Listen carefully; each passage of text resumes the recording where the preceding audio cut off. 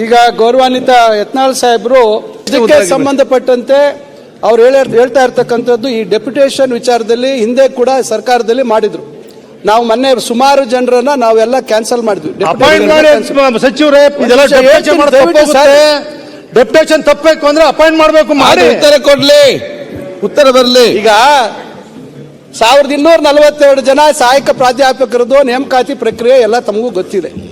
2021ರಲ್ಲಿ notification ಆಗಿರ್ತಕ್ಕಂಥದ್ದು. ನಾವು ಕಳೆದ ವರ್ಷ ಒಂದೇ ದಿವಸ ಕೌನ್ಸಿಲಿಂಗ್ ಮಾಡಿ ಅದೇ ರಾತ್ರಿ ನೇಮಕಾತಿ ಆದೇಶವನ್ನು ಕೊಟ್ಟಿದ್ದೀರಿ. ಇಡೀ ಉನ್ನತ ಶಿಕ್ಷಣ ಇಲಾಖೆ ಚರಿತ್ರೆಯಲ್ಲಿ ಯಾರೂ ಮಾಡಿಲ್ಲ. ಒಂದೇ ದಿವಸ ಆನ್ಲೈನ್ ಕೌನ್ಸಿಲಿಂಗ್ ಮಾಡಿ ಅಪಾಯಿಂಟ್ಮೆಂಟ್ ಕೊಡ್ತಕ್ಕಂಥ ಕೆಲಸ ಮಾಡಿದ್ದೀವಿ. ಅದಕ್ಕೆ ಗೊಂದಲಕ್ಕೆ ಕಾರಣ ಯಾರು? ಹಿಂದಿನ ಸರ್ಕಾರದಲ್ಲಿ ಹೈದರಾಬಾದ್ ಕರ್ನಾಟಕಕ್ಕೆ ಸಂಬಂಧಪಟ್ಟಂತ ವಿಚಾರದಲ್ಲಿ ಅವರು ಹೊರಡಿಸಿದಂತ notification final draft merit list ಆದ ಮೇಲೆ ಹೊರಡಿಸಿದಂತ ವಿಚಾರದಲ್ಲಿ ಇವತ್ತು ಎಲ್ಲಿ KIT ಇರ್ಬೋದು, ಹೈಕೋರ್ಟ್ ಇರ್ಬೋದು, ಇವೆಲ್ಲ ಸಮಸ್ಯೆ ಉದ್ಭವ ಆಯಿತು. ಇವೆಲ್ಲದರ ನಡುವೆ ನಾವು ಬಹಳ ಪ್ರಾಮಾಣಿಕವಾಗಿ ಅದನ್ನೆಲ್ಲ ಪರಿಹರಿಸಿ ನಾವು ಇನ್ನು ಹೈದರಾಬಾದ್ ಕರ್ನಾಟಕದ ನೇಮಕಾತಿ ಆಗದೆ ಇರತಕ್ಕಂಥ ಸಹಾಯಕ ಪ್ರಾಧ್ಯಾಪಕರದ್ದು ಇನ್ನು ಕೋರ್ಟಲ್ಲಿ ಪೆಂಡಿಂಗ್ ಇದೆ. ಅದನ್ನು ಹೊರತುಪಡಿಸಿ ಉಳಿದಂಥವ್ರಿಗೆ ನೇಮಕಾತಿ ಮಾಡುವಂತ ಕೆಲಸ ಮಾಡಿದ್ದೀವಿ.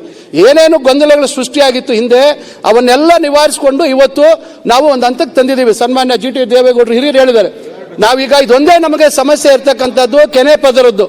ಆ ಕೆನೆ ಪದರದನ್ನ ನಾವು ಆದಷ್ಟು ತ್ವರಿತವಾಗಿ ಮಾಡ್ತೀವಿ. ಇನ್ನೆಲ್ಲ ರೆಡಿ ಇದೆ ನಮ್ಮ ಹತ್ರ, ಪ್ರತಿಯೊಂದು ನಮ್ಮ ಹತ್ರ ಇದೆ. ಅದು ಆಗ್ತ ಕೂಡಲೇ ಅವ್ರ ಹತ್ರ ಸಿಂಧುತ್ವ ತಗೊಂಡು ನಾವು ನೇಮಕಾತಿಯನ್ನ ಮಾಡ್ತಕ್ಕಂಥದ್ದಕ್ಕೆ ನಾವು ಬದ್ಧವಾಗಿದ್ದೀವಿ. ನೀವೇನ್ ಕಳಕಳಿಯನ್ನ ವ್ಯಕ್ತಪಡಿಸಿದ್ವಿ ಖಂಡಿತ ಅದು ಒಪ್ತೀನಿ. ಅಷ್ಟೇ ಕಳಕಳಿ ನಮ್ಮ ಸರ್ಕಾರಕ್ಕಿದೆ.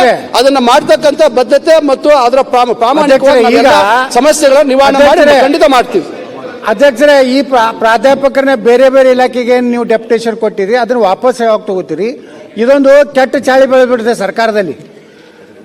ಪೊಲೀಸ್ ಇನ್ಸ್ಪೆಕ್ಟರ್ಗಳನ್ನ ಸಬ್ ರಿಜಿಸ್ಟ್ರಿಗೆ ನೇಮಿಸೋದು, ಅಲ್ಲಿಂದ ಏನು ಪಶುವೈದ್ಯಕೀಯ ಡಾಕ್ಟರ್ಗಳನ್ನ ತಾಲೂಕಾ ಡೆವಲಪ್ಮೆಂಟ್ EO ಅಂತೇಳಿ ನೇಮಿಸೋದು. ಹಾಗಾದ್ರೆ ಸರ್ಕಾರದಲ್ಲಿ ಶಿಕ್ಷಣಕ್ಕೇನು ಮಹತ್ವನೇ ಇಲ್ವಾ? ಏನ್ ಬೇಕಾದಂಗೆ ಮಾಡೋದು ನಡೀತದ? ಇಲ್ಲ, ಈಗ ಅದನ್ನೇ ನಾನು ಹೇಳ್ತಾ ಇದ್ದೀನಿ. ನಾವು ನೋಡಿ, ಈಗ ಹಿಂದೇನೂ ಕೊಟ್ಟಿರ್ತಕ್ಕಂಥದ್ದು ಇದೆ, ಇಲ್ಲ ಅಂತ ನಾನು ಹೇಳ್ತಾ ಇಲ್ಲ. ಆದರೆ ನಾವು ಬಹಳಷ್ಟು ಅದಕ್ಕೆ ನಾನು ಒತ್ತಡ ಬಂದರೂ ಕೂಡ ಅದಕ್ಕೆ ನಾನು ಒಪ್ತಾ ಇಲ್ಲ. ನಾನು ಬಹಳಷ್ಟು ಅದಕ್ಕೆ ನಾನು ವಿರೋಧ ಮಾಡ್ತಾ ಇದ್ದೀನಿ, ಒಪ್ತಾ ಇಲ್ಲ. ಇಲಾಖೆಯಲ್ಲಿ ತೊಂದರೆ ಆಗ್ತಿದೆ. ಇದ್ದವರನ್ನ ಈಗ ನೋಡಿ, ಈಗ ಕೆಲವರನ್ನ ಸೀಮಿತವಾಗಿ ಕೆಲವು ವಿಚಾರಕ್ಕೆ ನಾವು ನಮ್ಮ ಇಲಾಖೆ ವ್ಯಾಪ್ತಿಯಲ್ಲಿ ಬಳಸ್ಕೊಳ್ತಾ ಇದೀವಿ. ಅವ್ರು ಹೇಳುವಂತ ಒಂದೆರಡು ಉದಾಹರಣೆ ಇದೆ, ಇಲ್ಲ ಅಂತ ನಾನು ಹೇಳೋದಿಲ್ಲ. ಆದ್ರೆ ಅದನ್ನು ಕೂಡ ನಾವು ವಾಪಸ್ ತಗೋಬೇಕು ಅಂತಕ್ಕಂಥದ್ದು ನಮ್ಮ ಇಲಾಖೆಯ ಒಂದು ಇದು ಬೈಕೆ ಇದೆ. ಅದನ್ನ ನಾವು ಮುಂದೆ ಕ್ರಮ ತೆಗೆದುಕೊಳ್ತೀವಿ.